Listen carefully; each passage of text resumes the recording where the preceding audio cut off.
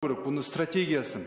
Шағын орта кәсіпкерліктің бүгінгі даму кезіндегі қай салаларды қолдау керек?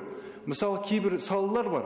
Керісінше шетел Ресейдің, Өзбекстанның мүддесіне жасайтын экспорттер бар. Соны экспортқа шығарып жүрсе, ішкі біздің шағын орта кәсіпкерліктер дамымай қалады. Шикізат емес, өзіміздің ішімізде керек. Мысалы, сондай нәрсені қарау керек бұл жерде стратегияны.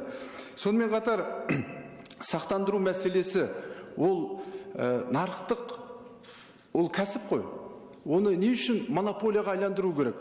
Егер Казэкспорт оны алатын болса да, ертең олардың адамдары жете ме Қазақстанда барлық шағын орта кәсіпкерлікті қолдауға? Мәселе осы да. Біздің мемлекетіміздің мүддесіне жұмыс жасайтындай болу керек. Мемлекетіміздің ішіндегі шағын орта кәсіпкерлікке жұмыс жасау керек. Шетелге емес, өзімізге жұмыс жасау керек. Сондықтан стратегияны бір қарасақ, жұмыс тобында жақсы болар еді.